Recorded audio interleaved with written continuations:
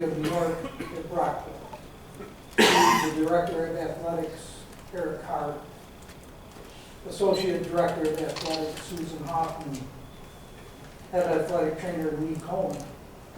Athletic Training and Education Program Director, Dr. Timothy Henry. And somebody, a very good friend, and to the New York State Athletic Trainers Association Public Relations Chair, Kristy Hart, for allowing me this honor. Now, I'm a devout supporter of the New York State Athletic Trainers Association. I have great respect for the everyday challenges and responsibilities of a certified athletic trainer. They play a vital role in concussion awareness, prevention, and management. The athletic trainer slogan, "We've got your back," so accurately defines that role. Every successful boxer well knows the importance of having a knowledgeable and dedicated trainer work in their corner. We all know who Muhammad Ali is, and he had the services of renowned Angelo Dundee. And I can guarantee you that with a highly regarded team of athletic trainers working your corner here at SUNY Brockport, the safety and well-being of the student athletes is second to none. And I hope everyone appreciates and never takes for granted this beautiful university and its dedicated staffs.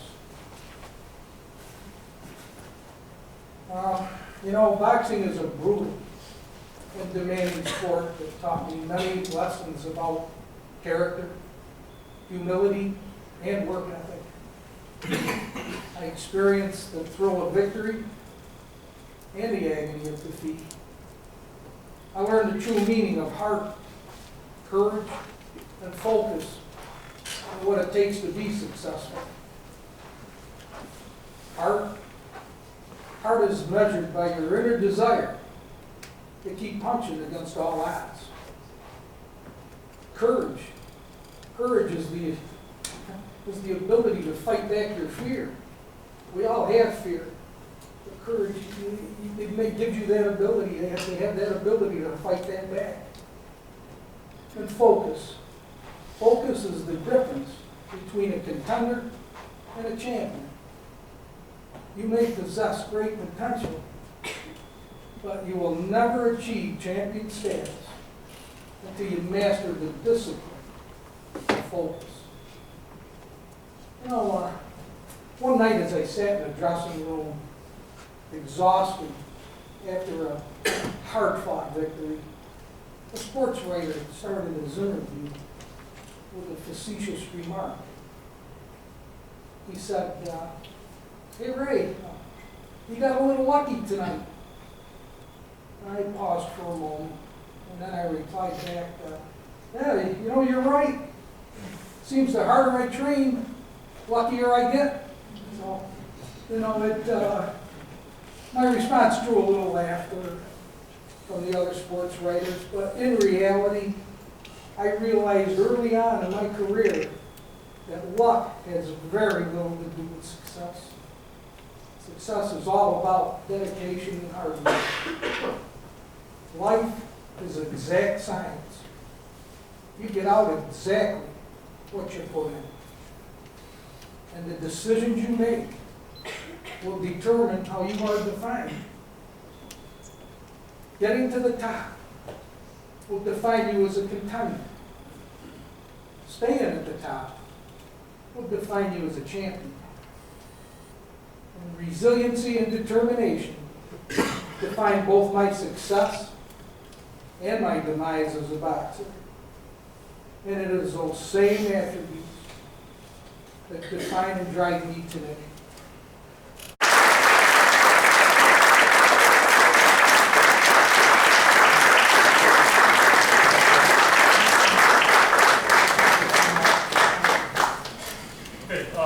One of the great messages to learn from. There's an open Q&A now, and maybe you have questions. But we do have some material to look at, educational material on second impact syndrome. And it's open for questions now. If you have any questions for Ray? Fire away. I'm doing good tonight. Yes, Susan.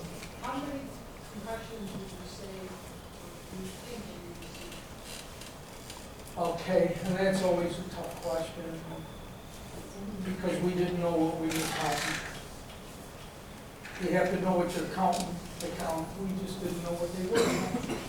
And we had that mindset, that tough guy mindset, because let's face it, boxing that's a brutal game. So, yeah, we just didn't know what they were. You know, I could never give you a count, but what I know is I received a few on top of ones that had healed. And to me, those are the hurting ones. I'm not so much concerned with the number as long as they're spaced apart and you let them heal. Concussions have happened for many, many years. They'll heal. What concerns me are the ones you don't let heal, and it's like getting a bruise on top of a bruise. And that's where the damage, in my opinion, is done, and I'm speaking from 40 years of experience. I hope I've answered that for you. Yes, Miss? There's a number of NFL players who have gone through the same thing, who have chosen to donate their brains for research after they pass. Is that, I don't know if this is too personal, but is that something you would ever consider? Oh, yes, I've donated my brain to the Boston University School of Study for CTE, chronic traumatic, and I struggle with that word, encephalopathy. And I'm also, I've been going through for a while here the test, DNA test, I'm sending in hair, saliva, and other things. And it's an ongoing research. I'm the only boxer, the rest are football players. At this point, it's with the famous Dr. Cantu. And I'm just so grateful. I guess when I expire, they're going to need a jackhammer to get it. You know, hopefully it'll do everybody some good. That's the only thing we kind of use gang up on. But we know now. We know what it is. So there's no excuse. There's really no excuse for brain damage from a concussion, in my eyes now. We know what it is. The trick to it, and it's a very simple trick. You get your bell rung, have it addressed properly, listen to your athletic trainer, your doctor, you're good to go.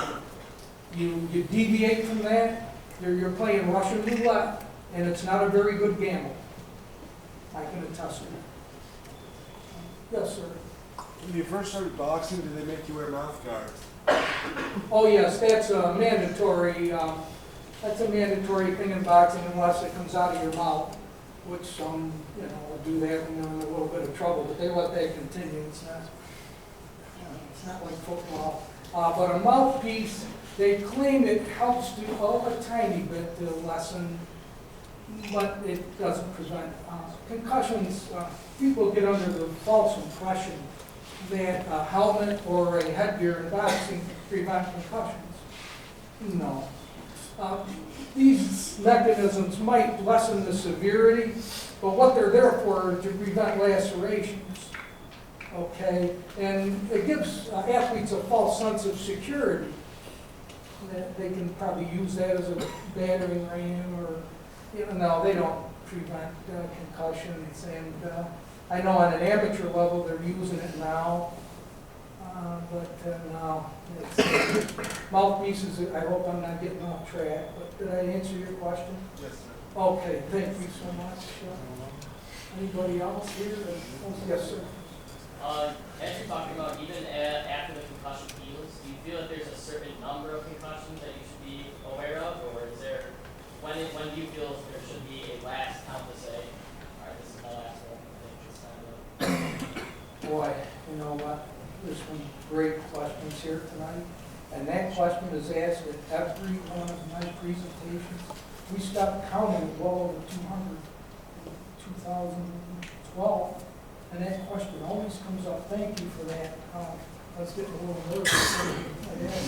Because that's, okay, I'm going to explain to you what I call in the fight as the glass jaw theory. Okay, when a fighter takes a beating, he's never the same anymore, especially if it's a knockout.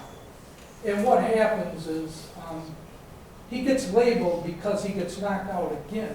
Even though he had never been knocked out before this one time, now he seems to be getting knocked out easy. Okay? And they label him, or her nowadays, as having a glass jaw. Well, that principle can also pertain to other sports, non-boxing, football, hockey. When you get a concussion, the second concussion is easier to get. And then the third is easier yet. And that's a known fact. But when you start getting concussions, very easy, and I mean some get them from just getting hit in the chest, without getting hit in the head, just that jarring gives them a concussion.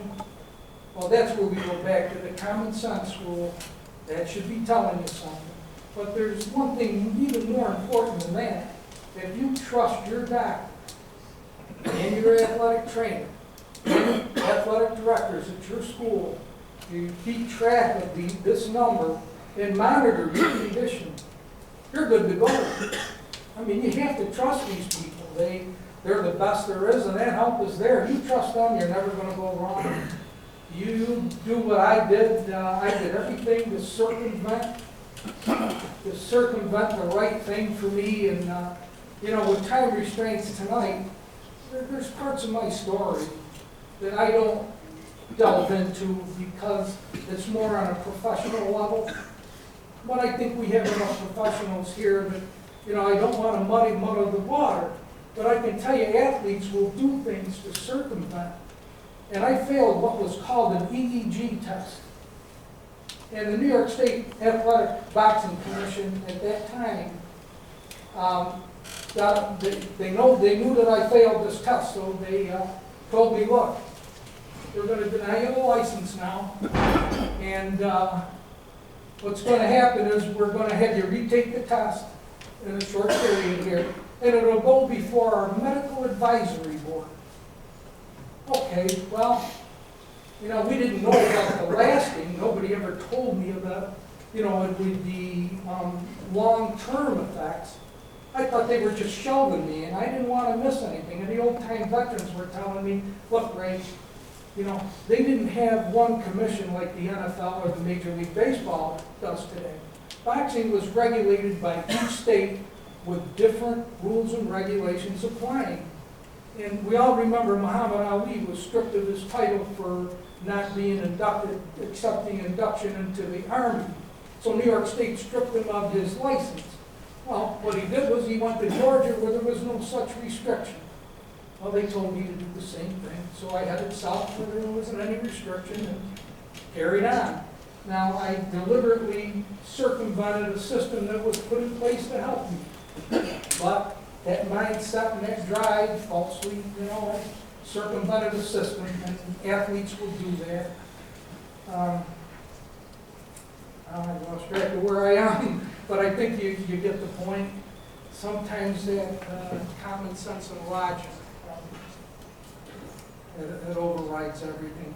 Or the desire, the determination will override common sense and logic.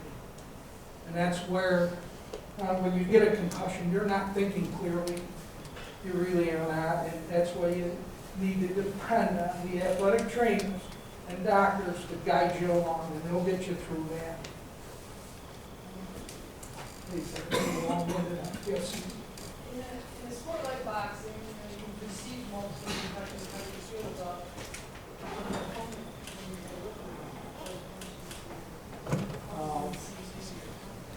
you Yeah, dear, I learned at a young age. It's a very humbling thing. Everybody really thinks that we get off on really hurting somebody, but I don't know how to explain this, but at one time I had knocked an opponent out, and at the beginning I got really, I did the job, and the crowd roared. But the opponent right on, I looked over and he was laying on the canvas, and I saw the referee stop counting. They ran over and they right away took the mouthpiece out. And then I saw the crowd got a little bit quiet, and I got real nervous. I actually felt, and my trainer right away, he straightened me right up, he said, look, you know, it's either you or him, that's the nature of this business, you know, you better keep going. But I never forgot that, and then I got my bell rung, you know, and I realized, wow, you never really want to gloat on it, but it's the nature of the business, and, you know, boxing's the only sport that we get merited, and we earn more money for rendering our opponent unconscious.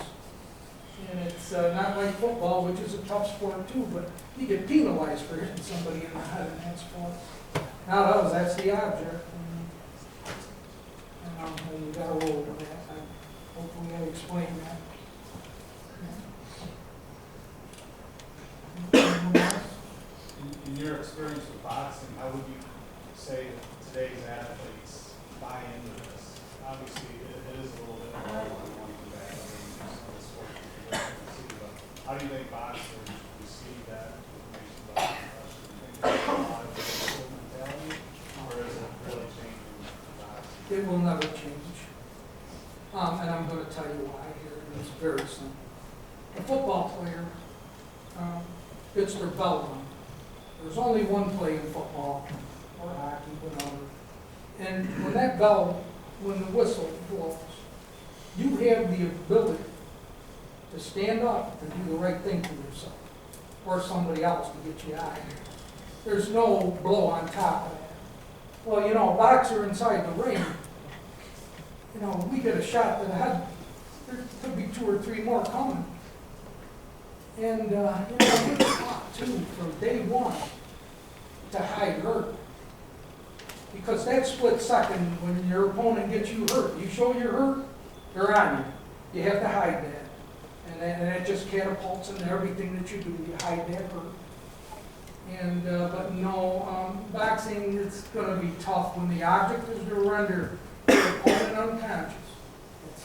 It's never going to change, but I endorse the sport because it is a great sport, and it's a good avenue for a lot of athletes that might not have a chance to make great things. You know, it's a good avenue for them. But the trick again to that is they get their bell rung, go back to the corner when you get there and tell your trainer, because we're cognizant of it now. Yes, sir. You were a boxer. What do you think of this new MMA stuff now, where they don't gloves on? What do you think of that? Well, okay, I have to be honest with you. I endorse playing all sports. I'm really not crazy about that, and I'm not going to be demeaning to it. I would never do that. But a lot of people think it's more dangerous than boxing, but not really, because I see them jumping in there fairly quick, and there are other things that, it's not always the head that's the target. I see them kind of bending arms and legs, and you know, they roll around, so it's kind of taken away from that time limit. And the rounds are, you know, much shorter than boxing in a sense, even less rounds. So I think they're pretty much, it's good. The chance of getting a concussion there are very good. But boy, they're pretty careful about what they do. And I forgot the question now. I'm sorry. No, it's just what we follow up that MMA. Yeah, it's illegal here in New York. You know, yeah, that's a tough one. But I do endorse it. Anybody wants to do MMA, go for it, give 100%. But if you get your bell rung, have it addressed properly. It's simple as that.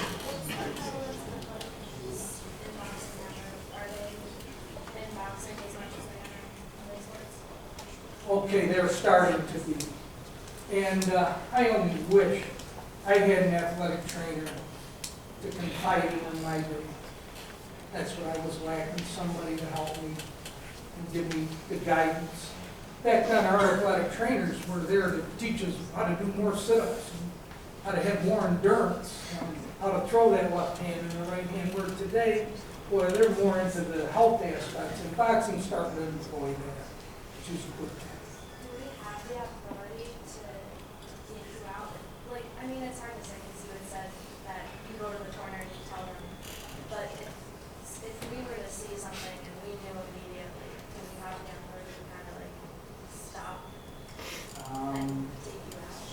Well, we have a rule we used to have, we call it throwing the towel. You don't see that way anymore. Basically, our referees and ring doctors, there's usually two now at ringside. They're pretty sharp on what's going on.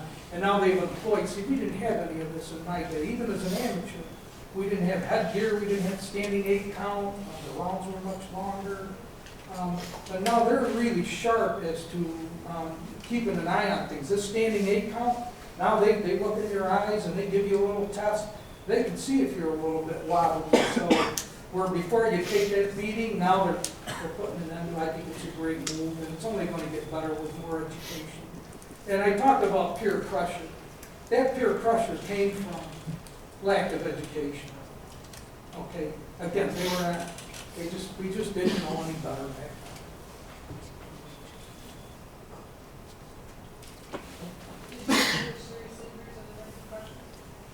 Well, yes, I had a wrist fusion, a couple of knee surgeries, no surgery, of course. It was affecting my breathing when I had a knot in my nose, and they removed that. I mean, I still didn't do the face any better, but yeah, it goes with the territory. When you are in on that level, you know, when you're a professional, that's your business now. It's a whole lot different than playing in high school or in college. Yeah, you train like a professional. When you're doing it for a business, that's what you do. And it gets intense, very intense. Yes, sir. You just talked about how it's a profession. So do you think NFL players or boxers have the right to sue their organizations because of head injuries? Okay. I've been getting into a little trouble with that, and I don't mean any disrespect, but maybe the players back in the Lyle Alzado days have a little something on that. But now with the 760, they have 768 million reasons to be coming out now. And whenever you have that money dangling, it boils the water. And God, I don't believe, really, I think they do. It's been around for quite a while, but I can't point the finger on that. I wish them all the best. If they do sue and they do get money, I hope they put it toward research and education for the kids. I think they've made a lucrative enough career to do that. I know I left the ring broke, but I'll tell you what, I give everything I have for the kids. I feel that adamant about it. Yes, sir, I didn't mean to cut you short there. Oh, I wanted to know your record. Oh, God, well, we're actually, with me going down south and everything, we put that into an archive now, and it's coming up more than I anticipated. But I had, they believe around a 60% knockout ratio, and I had to give you an accurate at this point. We'll leave it at that. I was very successful. And, thank you. Yes, sir. How many more years did your career last after that initial concussion? Oh, God, up until I was 23. I took that right with me, and I had to, you know, I used this theory called the racehorse theory. And this is another thing that drove me out of New York, was it's like when you go to the track and you follow the horses a lot, and you see this horse run, and he's winning all the races, okay, and he's winning them big. But then all of a sudden, this horse is not winning like he used to before. Well, you expect that horse to do that because you've seen him run. Well, that was another theory the old timers were telling me. Look, you go out of state, way far away where they haven't seen you. You're going to think you're great because they didn't see you before, and you can get by with laying back because of that intensity of the headaches. So that's, did I get off track here? No, you didn't. You're good. Okay, thank you. Let's say, close with the territory, I guess. Yes, ma'am. With boxers in such great shape and athletes in general, most of the time they feel like they're missing so much, missing a day or a week or more out of the sport.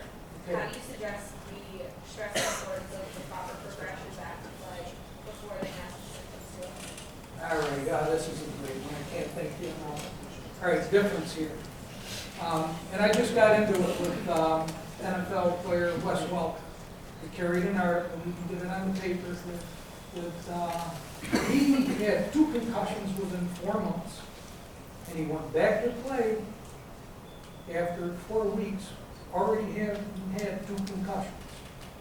I questioned, and I didn't mean it in a bad way, but I questioned this role model.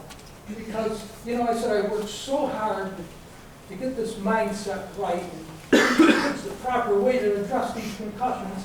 I take 1 step forward, and now this behavior puts me 2 steps back. And the theory is this gentleman, and he is too, he's a class A, he gets paid because he has a contract. He gets paid whether he plays or not. So it's not about money. He's not going to starve. They're making great money. And he has the ability to get better. Now, boxers, we don't fight, we don't get paid. So we have that hanging over our heads. It's a whole different animal. And that's never going to change. Because how can you pay somebody that there's no team? Who's going to take your place? Or in football, you get hurt, second stringer comes in.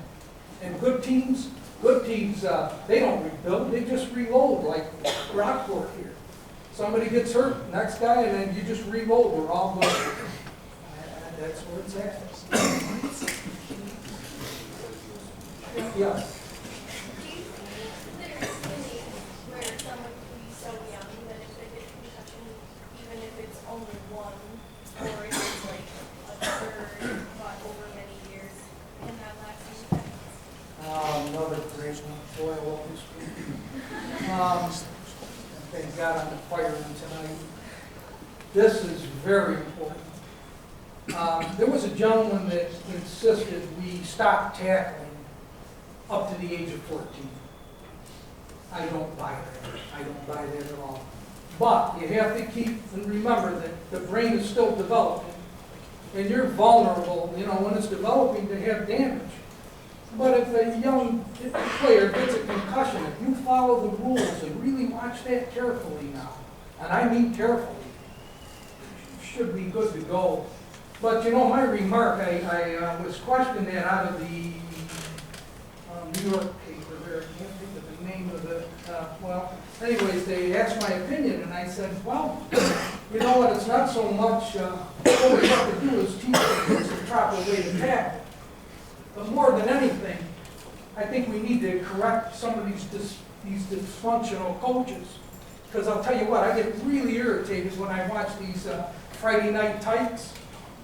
And you know what, at that level, you want to correct something, let's start there. Never mind keeping the kids, let them play under the proper supervision.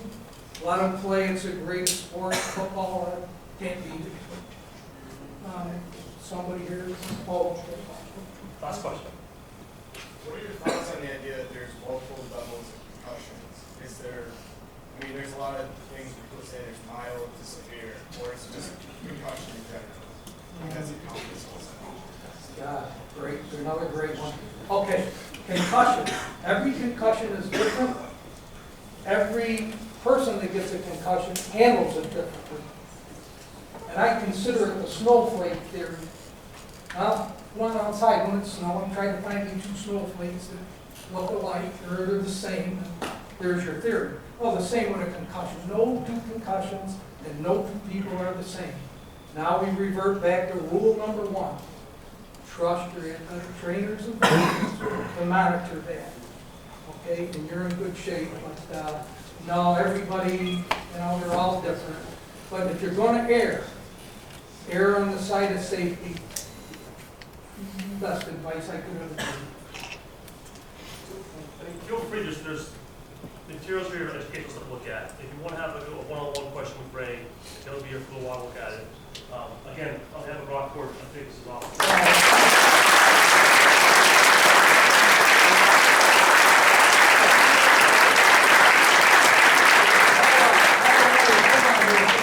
Kristy, where are you? Come on back. And Erick. Oh, God. You know, nature of the beast again. Okay. Oh, absolutely. It,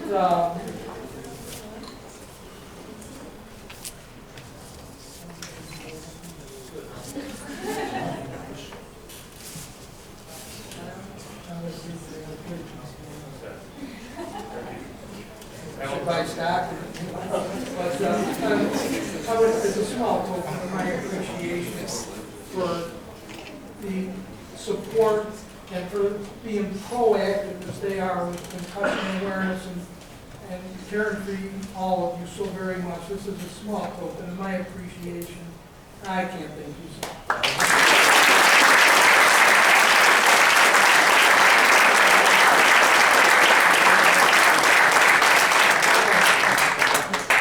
Oh my God.